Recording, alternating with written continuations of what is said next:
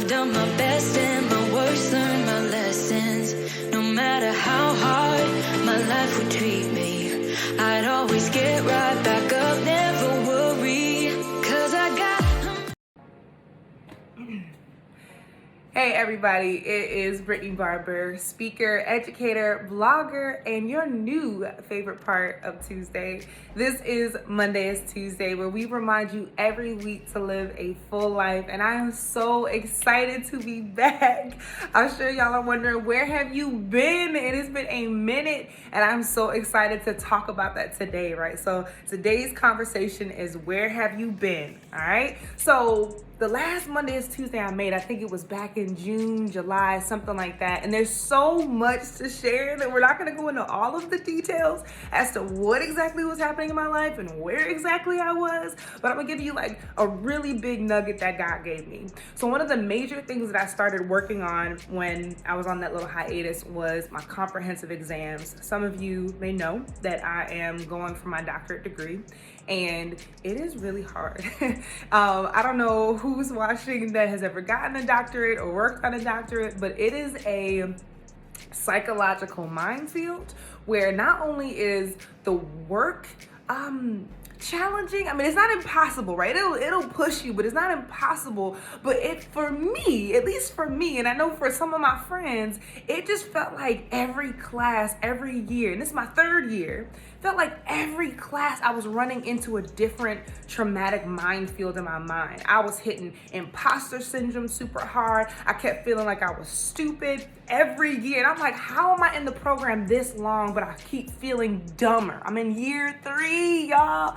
So here I am at the comprehensive exam, and I am literally having panic attacks in class. Like full-on anxiety attacks. I was so thankful. I know everybody had a different experience with e-learning. I was so thankful for e-learning that I could just turn off my camera and not be in class, because I was having full-on breakdowns before class, full-on breakdowns in the middle of class. I'm talking about raise my hand and I was forgetting what I wanted to say, and after I answered, I would break down in tears and have to turn the camera off. I was going through it.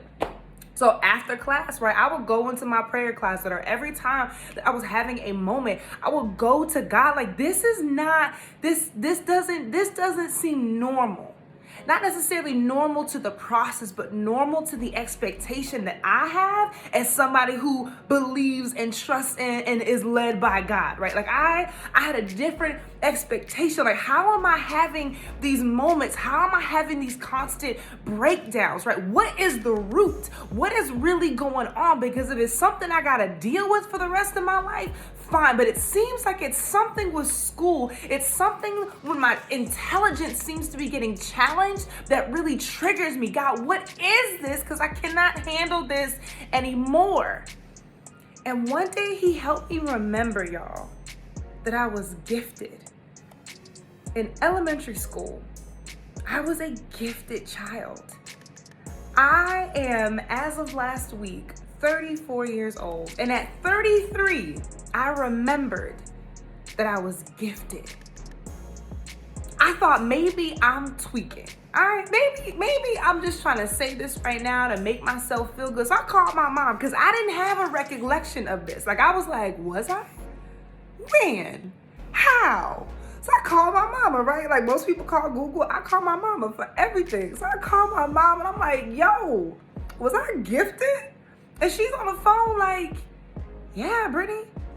So here's me. Prove it. How you know I was gifted? I had a certificate. Like how, where, when? So she goes on to tell me that by the time you got into school, you were already reading at an advanced level and they wanted to move you up to the 1st grade. And then when you got to 1st grade, they wanted to move you to the 2nd grade. And then when you got to the 4th grade, they wanted to advance you to the 5th grade. But I didn't want you to have the pressure of the academic stress on you, so I never let them advance you. You were a gifted child. You were always advanced. And I was so amazed that God would bring something like that back to my attention, but I was extra amazed that I could literally have forgotten who I was. Can you imagine that? This whole time, for 3 years, y'all, I had been doubting myself for 3 years. I'm stressed out thinking I'm stupid. I remember having conversations with myself in middle school and in high school and in college about being dumb. I remember people calling me stupid and dumb. I remember being considered the slow friend and the one that was always late to get the joke and the one that was gullible and sitting and taking notes in class and not understanding a thing that I wrote, but somehow things would just kind of turn out okay in some classes. This whole time I'm thinking I'm extra average intellectually, and this whole time you mean to tell me I was gifted and I forgot? How does that happen? Where did I go? And I remember when I got to high school, as I'm remembering, oh my God, I was gifted. I got so tired of people not caring that I was smart.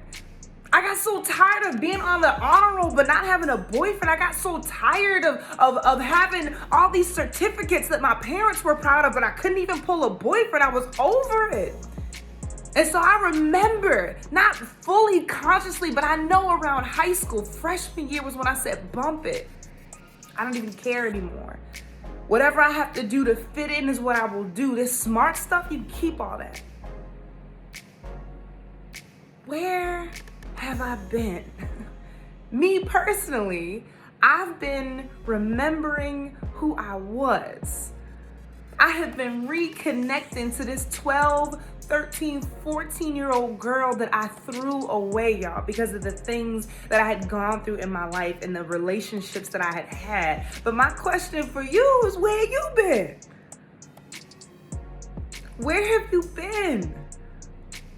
What part of you are you presenting to me right now? What part of you are you presenting to us right now that's really this piece of you that you scraped together that you managed to salvage?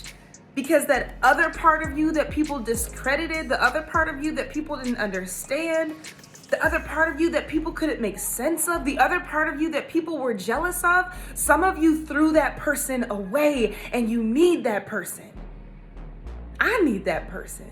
You need that person. God needs that person.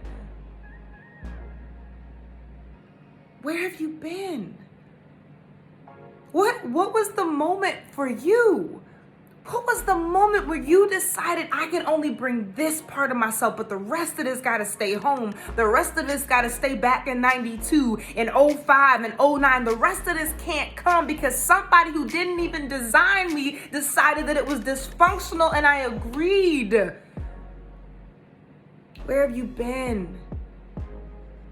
I used to, when I was younger, be real quirky, and I would make up dances in the middle of nowhere. And I'm not talking cool TikTok dances. I'm talking stanky leg before it was cool dances. I would just be in my room and I would just be dancing on my tiptoes. And it wasn't cool. It was awkward. It was awkward and it was noodly and it was weird, but it was me. It was me. And I would just hear music in my head and I would just start moving and dancing to it. And I would have people that were close to me tell me all the time to stop dancing, to stop moving like that in public. Because I could be walking behind my mom in the mall, start doing the stanky leg while we walking through Nordstrom.